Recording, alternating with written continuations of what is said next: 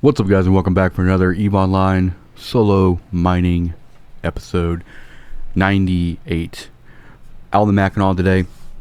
Here we take the good old faithful out and do some classic mining. Normally, I'm kind of focusing down on certain ore types depending on what I'm doing, but I'm just kind of grabbing everything these days. My industry alt actually needs to be kind of plussed up in terms of everything. So that alt is actually capable of running a mining ship itself, but we have quite a bit of manufacturing industry implants on that tune, so I like to kind of keep that tune kind of ducked up in case anything crazy happens. So that's why we're over here in this system and kind of hanging out with the industry alt over here.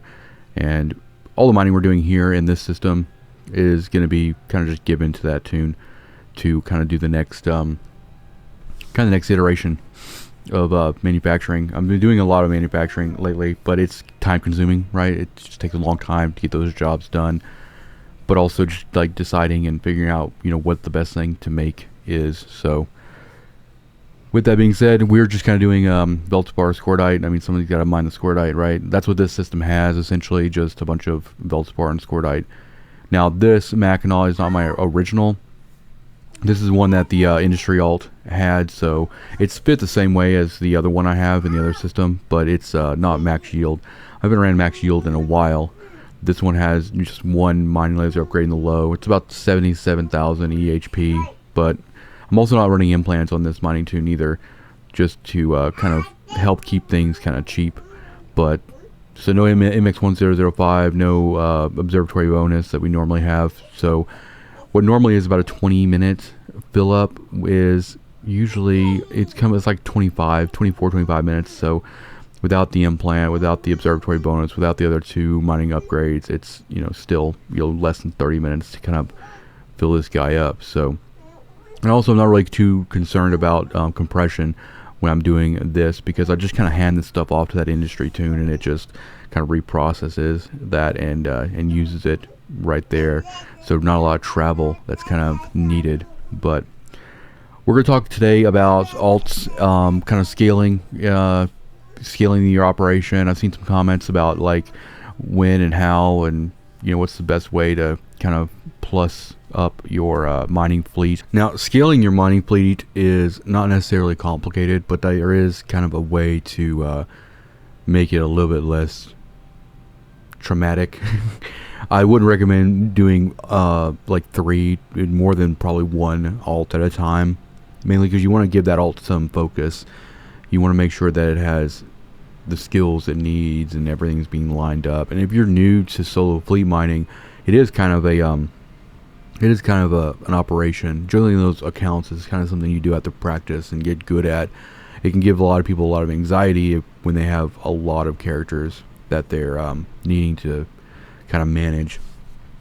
And also, you're going to be having to like get these guys to grid, utilize bookmarks, utilize, you know, warp fleet tactics. There's a whole like kind of checklist that you don't normally have when you're just running one character. And to give you more insight on that, it's like if you're going to go out and mine with your solo fleet, then, you know, you're logging everybody on, you're making sure everybody's in the right ship, you're getting everybody into fleet, organizing them all into the squads and stuff they need to be in, and then you're undocking them, getting all their hardeners turned on. If you did any scouting before to set bookmarks, then that was done prior, and then at that point, then you're warping the fleet out. And then once they get on grid, then your next goal is getting all their lasers on, getting them all to follow the Orca or the Porpoise, kind of getting all that stuff managed. After all of that, then it kind of starts to be chill, with the exception of when you're running like 5. If you're running any more than like 3 mining alts, then even after that point, it can still get kind of tedious, because by the time you set up the third or fourth alt, the first one's, you know, probably already getting close to being full, especially if you're on like a Hulk. So getting really good at like all of that pre-work and all of that setup, you'll get pretty fast at it. But I would recommend like 3 alts, and a command alt is probably the max I would go if I was going to set something like that back up again. Anything over that is probably gratuitous, and that's coming from someone that's done like I've done like 7 or 8 alts with like a Rorqual, and it's a lot of juggling. Great yield, but a lot of juggling. I did that on ice in nullsec lots. Back when I was doing nanite repair paste and stuff like that, and fuel blocks. So I'd be able to go out there with that fleet, clear an ice belt pretty quickly, but it was a lot to manage, right? And also in nullsec, while you're in the process of setting everybody up, getting everybody to follow your command ship, getting all their lasers turned on, you're also going to have rats come in. And then, you know, at that point, then you guys start throwing out drones and kind of getting all that, you know, situated. But usually once you get the drone spawn, you know, taken care of, everybody's following the command ship, everybody's lasers on, and, you know, you get into a rhythm. And that's really kind of when you start to see the benefits of like running a large solo fleet. But for the purpose of like today's video, we're going to talk about like kind of like scaling and kind of the process in which I would do it if I was going to do it again, how I would advise people to do it. I think that the biggest hurdle and the biggest goal is getting to the point where you have your command ship that has really good skills for the boost and everything, and then also having your alt who is got all of its skills for yield. Practicing with just one alt and a command ship, and getting good at, you know, the whole process that I just talked about. Once you get kind of comfortable with all that, and you can say to yourself, yeah, adding another alt to this situation won't be a big deal, then that's when you would kind of start doing that whole bit. Now, normally when you're first starting to set up a fleet, you've probably been running like a Mackinaw or even maybe like a solo Orca or Porpoise for a while. The idea is, you know, have your alt who's going to be the command alt already kind of good to go with skills. Like they're ready to boost when they need to. Now, what you can do is you can actually, let's say you know you want to get up to like 3 mining alts. You can make those tunes. You can make those accounts. You can make those alpha tuned, and you can kind of queue them up. And I do recommend that because it like lets them. It doesn't cost you anything. It allows those characters to start earning that first 5.5 million skill points. You do want to kind of make sure that stuff is focused on what they're going to end up being doing. So like, you know, focus it on mining. Go in there and have them just do like everything that you know they're going to need to do. Shield skills, some drone stuff, whatever the alpha can do, but just let them sit for a few months. You know, might not be adding them to your fleet yet, but when you get ready to add that tune, turn on Omega and start kind of, you know, filling out their exumer skills and stuff. If they've already gotten 5.5 million skill points from just sitting as alpha for a few months, that takes a lot of pressure off of you. It also depends if you're going to be like injecting them, like how much of a hurry are you in to get this kind of operational. Now, if you're wanting to just like go from 1 alt to like you want to run a 3 alt plus command, you know, fleet, you know, as soon as possible, then yeah, you're one of your best options is going to be injecting, but that's going to be really, really expensive. And then also you're going to be going from like not managing a fleet by yourself to managing 4 accounts, and that could be very, very overwhelming. A lot of people get anxiety when dealing with that, so it's very much easier to just kind of worry about the 2 accounts and then add tunes slowly as you feel comfortable, and also as you know, as your mining situation or your mining gameplay kind of dictates it. Like there's no point, like in Highsec, there's no point in running like 3 hulks with like a Porpoise or Orca, because it's great yield, but it's just, I don't know, the rocks aren't big enough to really justify it. They're going to be splitting a lot of, like, for instance, a 3 alt setup, right? I would go, 1 alt would be like going max range, they'd be going for the rocks furthest away. 1 alt would be getting all the rocks that are like really close to the group, and then the third one would go like mid list. That way they don't roll over, or they don't cross over any, or hit the same rocks or anything like that. That whole strategy goes away in like nullsec, where the rocks are big enough that you can just kind of throw everybody on the same rock and not worry. Or if you're doing like moon mining and they can all be on the same rock, it gets a lot easier when you're not managing 6 different lasers, making sure they're not on the same rocks. Like when the rocks are big enough, like on moon mining, it's easy. It's like, hey, we're going to go for that rock, throw all 6 lasers on it, throw mining drones on it, good to go. So yes, it also depends on what you're doing, where you're at in, what type of space you're at, what you're mining, and everything, on how tedious it can be. Highsec belts, rocks are small. Those rocks are going to melt really, really quick. Like 3 hulks with a porpoise, you're going to melt a belt really, really quick. So normally what I would do is, like, if I was gonna plan on setting up 3 new mining tunes, I would make all those accounts, make all those tunes, queue them all up for anything that's relevant for what they're gonna be doing, and I'll let them just sit. And then while they're kind of training, I'm working on making sure that the main tune, who's the command alt, is getting as much fleet skills as possible. Make sure it gets its mining link implant, making sure it's good to go. And all the while just kind of keep mining solo and building up your stockpile, and also just kind of like getting ships and fits and stuff ready for those guys too. I mean, that's another expense as well. Like if you add 3 tunes to your situation, then you're talking about adding 3 hulks plus fit. That can be expensive if you're coming from just like a single account. So lots of prep work for that. And if you start all those tunes at the same time, like, they're all going to roughly get done with their 5.5 million around the same time too. Now you can take that first one, you can kind of inject it and get it kind of started. Getting that command ship plus that 1 alt setup is, I would probably inject that first tune to get to that point. Then now every day you're practicing setting up, getting the fleet, getting everything on target, and you're practicing that whole process. And then what I would do is, when you're ready to add the next tune, just grab the next alt and turn on Omega, get whatever skills it needs to do. And they don't have to run identical ships either. Back in the day, it's like I would have my max shield Hulk alt and then my command alt, and then the new alt would be like in a Coveter or something, or in a Procurer, or even like a Retriever. Just whatever they can fly, they're in there with the fleet. They're contributing their yield to the overall process. And I know that I'm not really worried about the other alt's skill queue. Like the new alt is the main focus. So that's kind of where I'm like min-maxing everything. And that's another thing too, is you want like the mining alts that you've already got kind of already good to go with their skills.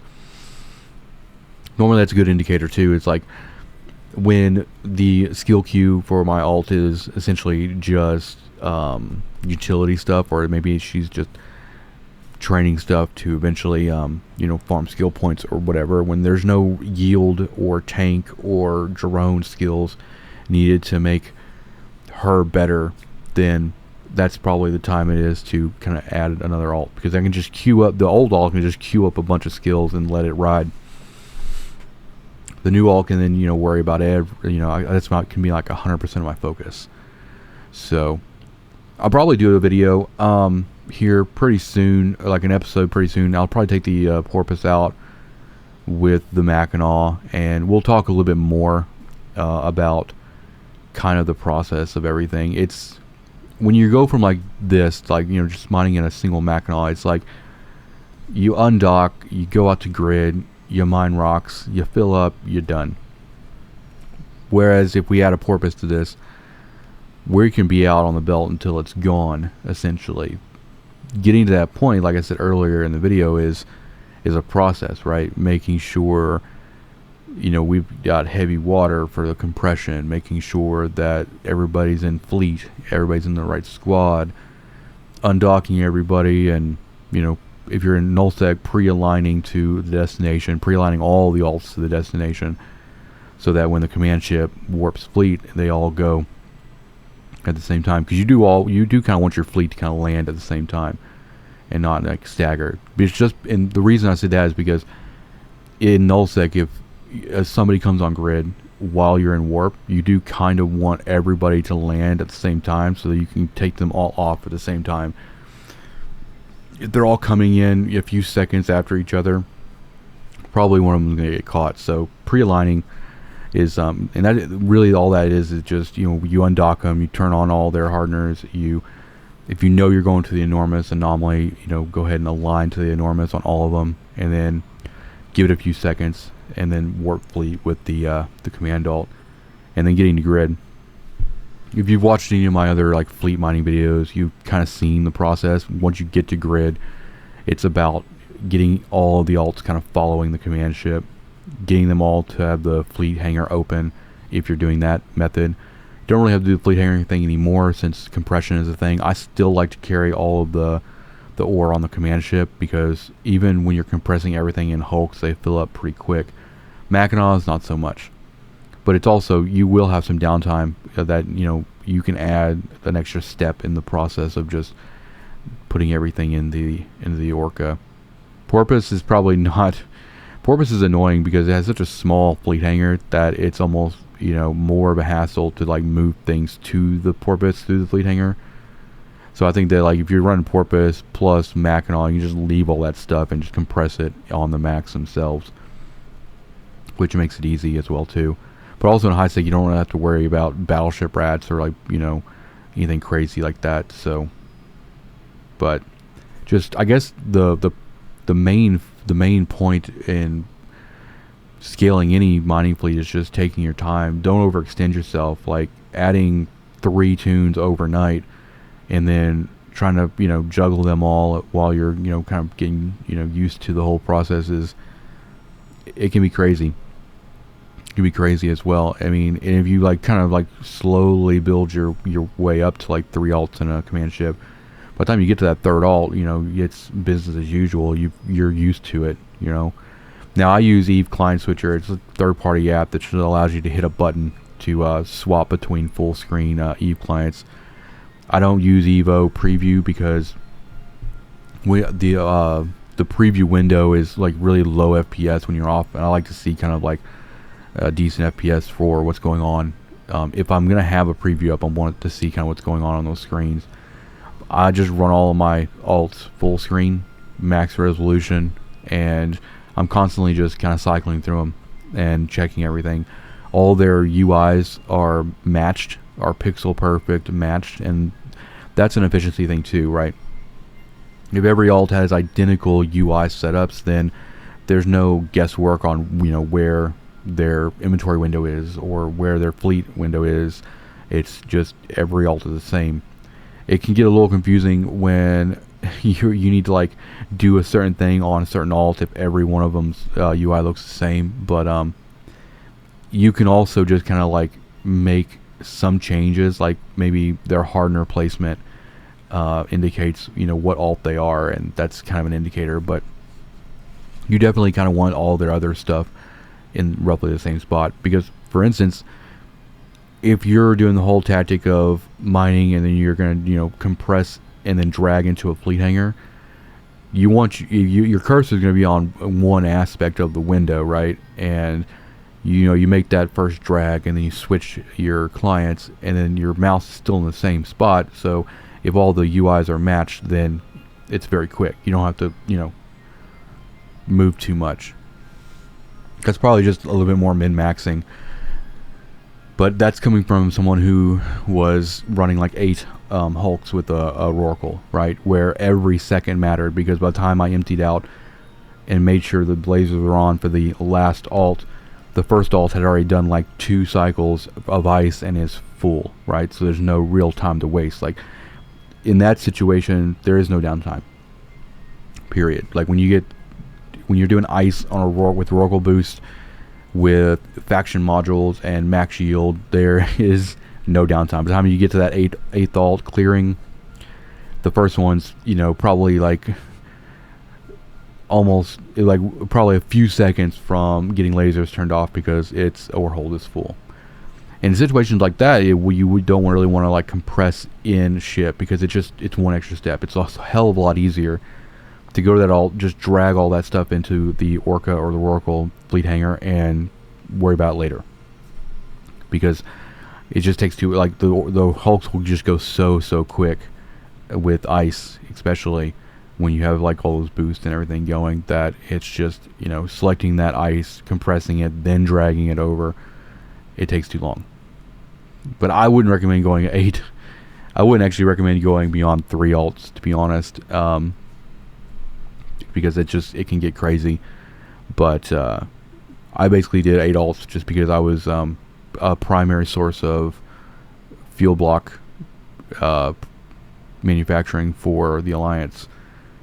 So it was kind of like I had to do everything at scale. So all my PI for that was at scale. All those alts were doing PI towards that, and then we were going out every single day to an ice belt and, you know, getting 2 or 3 actually ice belts a day with all those alts. And, you know, you get really good at managing solo fleets like that. I mean, 9 accounts is insane to manage. Simpler now. That's why I just don't really like do a whole lot of that anymore, because like everything about Eve right now is like I just want to be chill, have fun, mine. I don't really have to worry too much about ISK anymore, so I don't really want to do like crazy stuff like that unless it's just for entertainment value. But yeah, I think probably here in the next couple, like maybe next week or so, I'll probably bring the Porpoise and get one of the old mining alts out of mothballs, and we'll just kind of make a day of it, and just, you know, instead of talking about like the whole setup and process for all the solo fleet mining, you can just kind of see it being done, which will hopefully give a little bit more insight on some shortcuts and stuff. Bookmarks are your friend. You want to bookmark everything. Normally in nullsec, you know, when you'll go out there and you'll scout the anomaly and you'll bookmark where you want to be, because the anomalies are really spread out. You don't really want to burn from one rock to another. It just puts you on grid too long doing nothing if you burn a rock down.